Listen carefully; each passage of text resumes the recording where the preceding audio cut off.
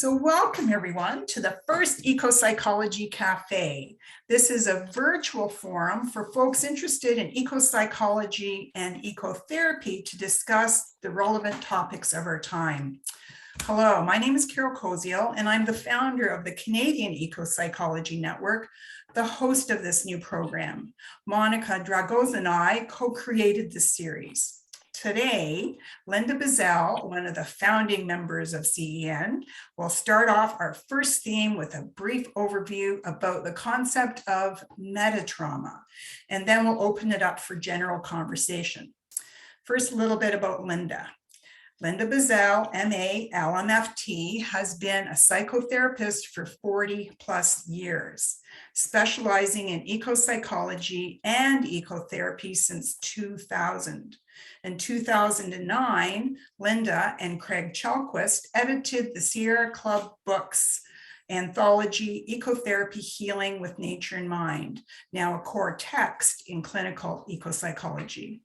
She is on the editorial board of Ecopsychology, the peer-reviewed journal in the field, and is adjunct faculty at Pacifica Graduate Institute in Santa Barbara, California, where she teaches ecopsychology and ecotherapy. Thanks so much, Linda and Monica, for launching this new CEN series today. And now I'll turn it over to you, Linda, to help us get started. Great, thank you, Carol. I'm hoping we can bring up, I just have about 3 slides and I'm just to get us going here with our conversation.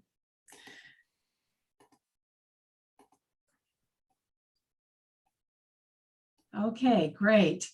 I'm really looking forward to talking with everybody about this because I've been wrestling with it myself. I mean, I think most of us are now pretty familiar with eco-trauma and climate trauma.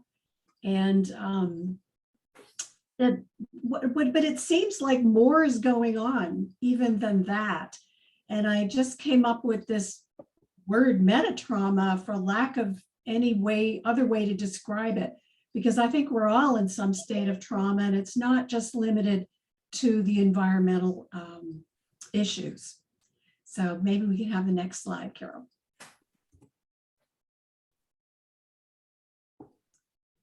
So it seems like what we're experiencing is some kind of escalating collapse. And as I mentioned, it's not just environmental, it's social, political, economic. I mean, I can't think of an arena that is not in collapse at the present moment. I mean, we're certainly experiencing rising violence, and people are, it seems, turning on each other, even allies. We were talking a little bit about how even within organizations that are trying to help and fix things, somehow we're blaming each other. And of course, the usual groups that get blamed are suffering terribly as we turn on each other. And at least in this country, we have a real problem of searching for fascist daddies to protect us and somehow magically turn the clock back. So this is kind of this meta trauma that I'm talking about, where it seems like all of these things are converging into a level of trauma that we've never seen before. And what can we do about it? So the next slide helps us look at this through Joanna Macy's eyes. And of course, Joanna Macy is such a treasure for all of us. And these are concepts that she came up with decades ago, which is amazing. And for me anyway, it really describes what we're all living through right now, as what she was describing back then has of course only gotten worse and worse and worse. So it's an escalating issue. So the first one is business as usual, which is basically, how did we get into this mess? What is industrial growth society? Where did it start? What are some of the horrors that have been part of it? And of course, now this is culminating in destruction of our life support systems on the planet, in addition to, of course, the horrible historical crimes that have been associated with, let's say, colonialism, slavery, genocide, all kinds of horrible things. now we're also dealing with this great unraveling. It's like business as usual in a way was bad enough, but we were sort of used to it. And now even those systems seem to be coming apart. And I think that's something that has really escalated within the last couple of decades. So it's not only, we don't only see the environmental collapse, we're also now, as mentioned, looking at social, economic, political, life support systems. It's all coming together in this sort of collapse scenario. And we're also struggling with how to describe it, which I'll get into in a minute. But then there's been this opposite thing that Macy calls the Great Turning, which is the hopeful part of it, as we struggle to try and create some sort of revolution to a more just society, a life-sustaining society. And then what I wanted to add here is we're also at this moment in time dealing with the great backlash, which I would add as number 4 here. And the next slide talks a little bit about what that's about. So those of us who have been working for decades, many of us, on somehow helping this to do this great turning, whether it's social issues or whether it's environmental action, we've been working and working to try, as we thought, to make the world a better place. But what's happening right now, at least in the United States, is there's this horrible backlash happening. People don't want this happy new world, this life-sustaining society that many of us have been working to bring into life. They actually want the sort of world of the 1950s that many of us grew up in. And they're really mad because those of us who are activists seem to be taking that away from people. So Joanna Macy sees the great turning in these 3 elements: holding actions, in other words, fighting the bad stuff, building this life-sustaining society, and then somehow raising our level of consciousness. And how do we hold on to this? I think it's Joanna Macy's recipe here for resilience as the world is collapsing, is holding on to these 3 things. So I know this is a lot, and these are huge issues, and we're just kind of struggling with them as we go along. But I'd love to open this up now and see if any of you have thoughts on how do we survive this kind of mega collapse, mega trauma. Carol, did you want to say something? Well, I just wanted to jump in at this point and invite Monica. Where's Monica? Oh, there she is. Monica. Monica is also a therapist and co-facilitator here, and just invite you to kind of go over some of the go over some of the kind of basic house rules for this conversation, so that we have a good container and respectful container for going forward. So we don't want to aggravate the trauma. Exactly. The house rules are for kind of a good trauma-informed experience for us all. So house rules are be kind and courteous to all. That includes us as facilitators and just everyone in this space. Let's treat everyone with respect, and healthy debate is okay and natural, but kindness is required. No hate speech or bullying whatsoever. And we are also not going to be entertaining any conspiracy theories, any eco-denial, or anything having to do with anti-vaccination. Overall, we're just hoping that everyone can avoid being argumentative, self-righteous, shaming, dominating, or repetitive. And with that, I'm looking forward to this discussion. Okay, so let's open up the floor for all kinds of things. I mean, one question that came to my mind from my own experience with this is we're kind of struggling to even find words for this. Some people call it collapse. Some people call it the long emergency. I mean, I'm saying I think there's a meta-trauma going on here. How can we come up with descriptions of what we're all experiencing that would help us in terms of being able to conceptualize this, to cope with it, And because the word trauma is in meta trauma, how can we help ourselves actually deal with not only the trauma in our own lives and our families and our communities, but for those of us who are helper people, how can we help other people who are our clients? How can we help us deal with this? What do we have to be thinking about as conditions deteriorate or escalate? I know that's a big question. Anybody want to throw in some ideas here? Okay, Sharon, can you unmute yourself? Thank you. Thank you. Well, I'm just thinking, you know, many older traditions have called this era the end times. And I find that really helpful because I almost feel as if it is meant to be. And actually, whilst it's quite difficult, I very much hope that we will very soon get to a tipping point where we go into what is called the golden age, whatever that may mean to anybody. But, you know, my big hope is that we do reach a tipping point of people like ourselves gathered here today, where we can change things and really see that change happening.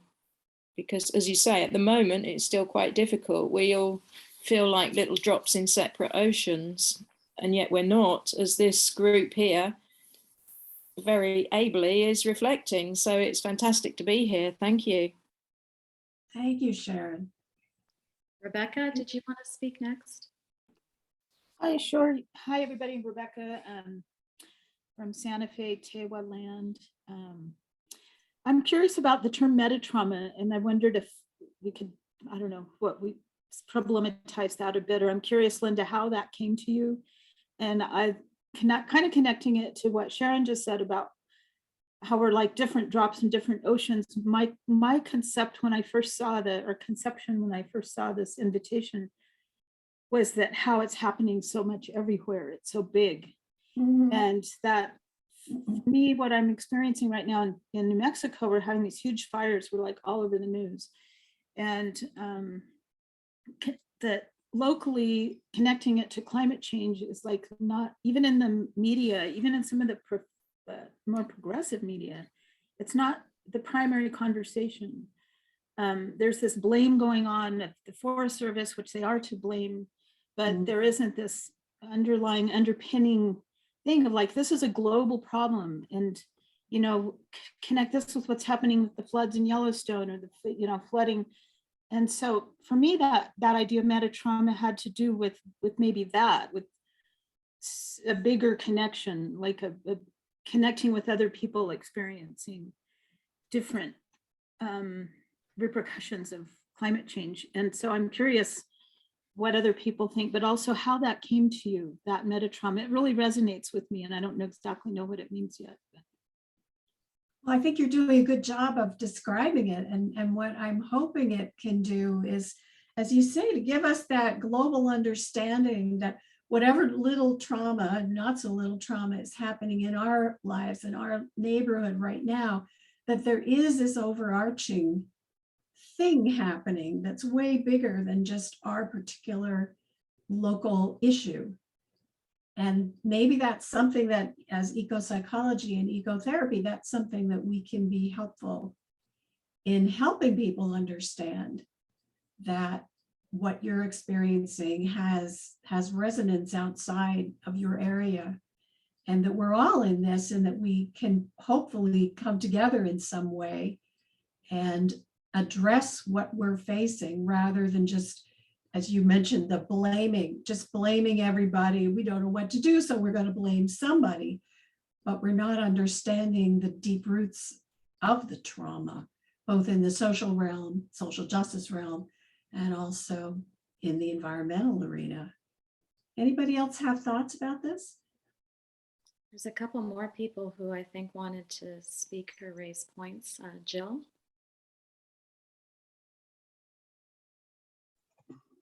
Thanks, Monica. Yeah, for me, I go to the word trauma itself. And for me, I'm very interested in the intersection of trauma sensitive mindfulness, embodiment, and nature connection. And so for me, trauma, to understand it in my own body, it's a sense of overwhelm and not being able to take in information. And so when I recognize that in myself, I kind of know that I've left my body. And so for me, a starting point is how, as a community, can we kind of ground and arrive in the present moment so that we can actually see a situation more clearly. And in that clearer seeing, voice to take an action, to do something. But for me, it's also a two-step process. It is capacity building in my human community, and then taking that Sangha, that community, into relationship with the natural world, understanding the reciprocity there, because I really believe that so many of us don't have the right relationship yet with the natural world. So for me, it's a two-step process of capacity building and then building relationship with the natural world, and then taking the actions, but not alone, in community. Right.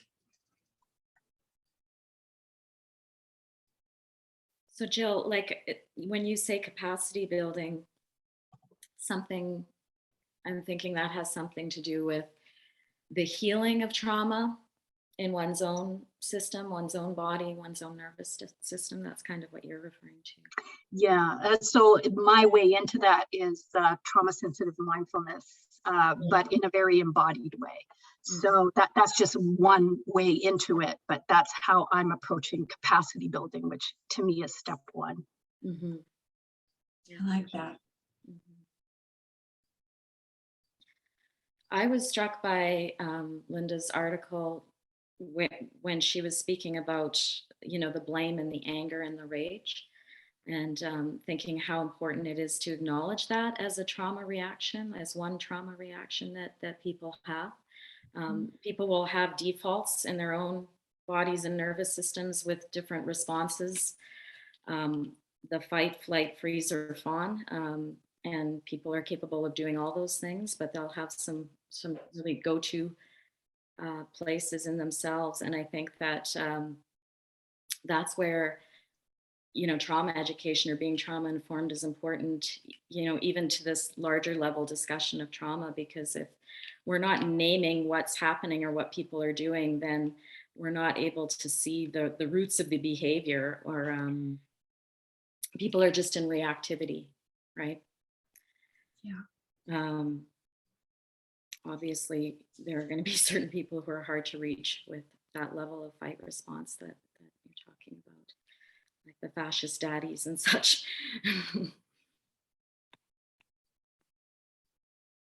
Rebecca, would you like to speak again? Yeah, we'll have a follow-up question to Jill. That's very moving what you said, and I wonder if you were able to do that in groups or community, if you're doing that in one-on-one work, what you just described about this two-step process. Since 2017, I've been a yoga teacher for over 20 years, but since 2017, I've been teaching a form of mindfulness called mindfulness-based stress reduction, as taught by John Kabat-Zinn. And then David Treleaven has informed that work for me because he's brought in the trauma-informed angle. And to me, that was a really important piece. And so what I'm doing actually very currently is I've done a personal invitation. I'm actually very careful about making sure that the community that I'm working with has built up enough capacity through mindfulness to not take people into where I'm taking them next. But I'm doing a day-long workshop taking people into the natural world with the mindful approach, and really starting to develop a more reciprocal relationship with the natural world. And so that is something that's very current for me and very exciting. And it's, I'm exploring it, and but that's where I currently am. And I really do believe people have to do that step one first, to actually have some kind of a practice so that they aren't going to be completely overwhelmed. Yeah. Great, thank you so much. Thank you. Heather, did you have your hand up? Yeah, I had it up and down a few times. I was just thinking for myself, I'm a hunter, and that's a big part of my practice. And seeing these big for sale signs is just incredibly traumatic for me. And I've started to build what I've called bird medicine. And it's really reconnecting with birds and with the kind of the medicine, the healing, the transformation that can take place in between human and bird interactions. And so for me, I'm a falconer, so I use hawks to kind of facilitate this discussion, and to get people aware of that disconnection, and then to pull them in a way that speaks to them.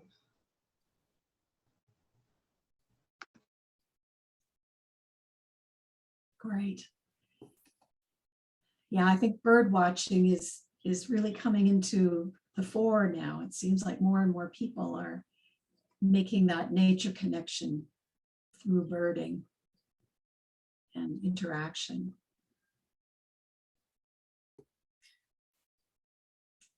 I think Anthony has his hand up. Yeah. Thank you, Carol and Linda for and Monica for bringing this to bear today. I can feel the edges of overwhelm in myself at the moment, and my capacity to think and even formulate a question. I think some of this, I was actually attending a Joanna Macy seminar yesterday that penetrated my usual defenses, and so I'm feeling particularly raw today coming into this. Having said that, really appreciate what you said, Jill, about the first step. Coming to know the signs in ourselves of our, however trauma manifests. So that's one thing. I don't think yet, so there's three things. I don't think I've quite grasped the novelty of your concept, Linda, around meta trauma. In my mind, it's obvious that the collapse is at multi-systemic level, all of the things that you identify. So I have a hunch that you're onto something. I just don't know how it differs or what it contributes beyond what I already understand. That it's not just ecosystems and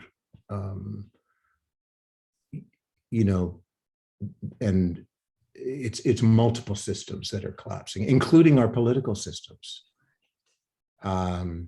So that's the second thing. So I don't know. I'd like to hear more from you there if there's anything more to say. And the third thing was something that I've thought about and in a way not thought enough about, is that our Indigenous brothers and sisters have been undergoing a collapse, a threatened collapse, for hundreds of years in this continent, and other continents probably too.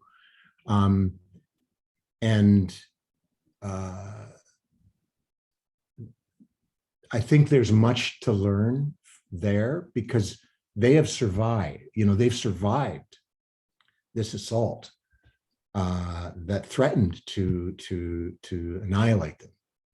And I think they have much to teach us about how to survive collapse and threatened annihilation. So certainly in the literature that I read that's Indigenous related, there's so much in their deep earth-based philosophy that always speaks to me and says, yes, this is some of what we need now. Yeah. Yeah. Yeah, thank you for that. I think that's really important. And as always, it raises some difficult issues. That how can we humbly, have cultural humility and humbly listen and learn, but without in any way detracting from the energy that Native and other communities need to, in terms of taking care of themselves. So I think that's a really important point. And I don't know whether there's any further way to describe what I mean by meta trauma, except that that's the word that came to me. It's multiple systems trauma simultaneously, and it does seem to be overwhelming many people.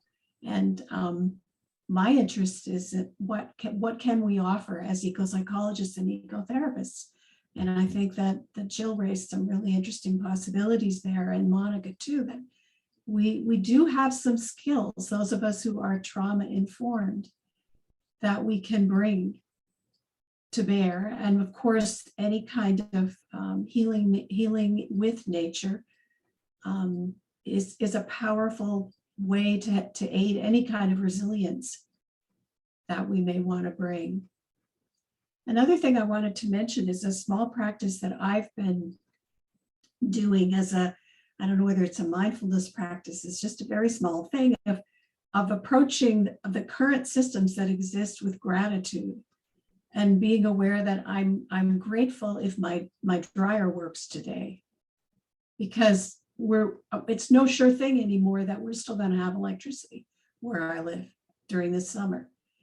And being grateful for the water that comes in from the tap, just grateful for all the small things, because I think a lot of the trauma that many people are experiencing is the consistent loss of thing after thing. And sometimes they're tiny things, something that you've had your whole life and suddenly doesn't work anymore, or something you used to be able to afford that now you can't anymore, or some place that you've loved that's now trashed, or some animal that you relate to that suddenly those animals are disappearing from the planet. I mean, there's this sequential trauma, or what James Howard Kunstler called the long emergency. It's like, in a way, it's so different from a lot of what we've understood about trauma, especially single event trauma, because the hits just keep coming. And sometimes they're big, and sometimes they're minor things that just totally throw you. At least that's my experience of it.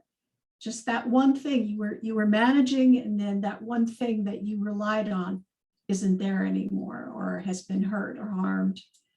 And anyway, I would love to hear what more people have to say about all of this, but thank you, Anthony.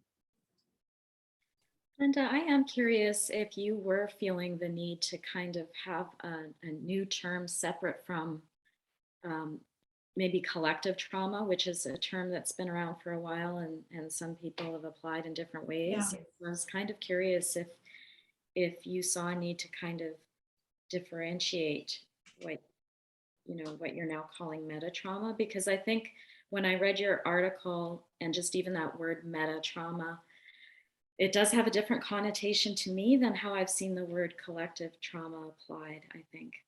I worry about phrases that sound too benign. Somehow collective doesn't sound as scary as I think this thing is.